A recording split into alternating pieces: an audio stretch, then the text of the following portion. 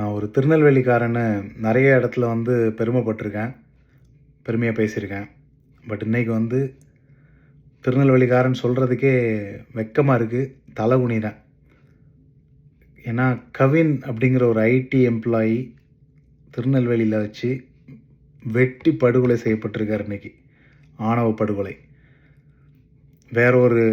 வேற ஒரு ஜாதி பொண்ணை காதலிச்சிட்டார் அப்படிங்கிற ஒரே காரணத்துக்காக வெட்டி படுகொலை செய்யப்பட்டிருக்காரு.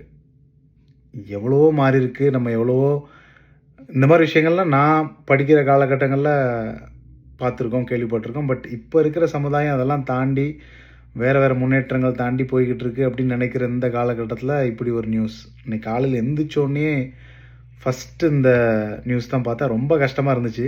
என்னடா இன்னுமா நடந்துகிட்ருக்கு நம்ம ஊரில் அப்படிங்கிற மாதிரி. அதுவும் ஒரு படிப்பறிவு இல்லாத ஒரு நாய் பண்ணியிருந்தா கூட பரவாயில்ல, படித்த நாய் பண்ணுது. படித்த நாய், அதுவும் உங்கள் அப்பா அம்மா போலீஸாம், புறம்போக்கு. ஒட்டுமொத்த அந்த அப்பா அம்மா தூண்டுதல் இல்லாமல் அது நடந்திருக்காது. ஒட்டுமொத்த ஃபேமிலியும் தூக்கி உள்ளே வைக்கணும், எந்த இதுவும் வெளியே வரக்கூடாது. கடுப்பாக இருக்குது கேட்குறதுக்கே. இன்னுமாடா பண்ணிகிட்டு இருக்கீங்க அப்படின்னு. நம்ம எல்லோரும் சேர்ந்து தான் தப்பு பண்ணிருக்கோம்னு நினைக்கிறேன். Kavin, we lost you man. I'm sorry. எனக்கு தெரில என்ன பண்ண போகிறோம், என்ன இது எப்படி மாறும் அப்படின்னு.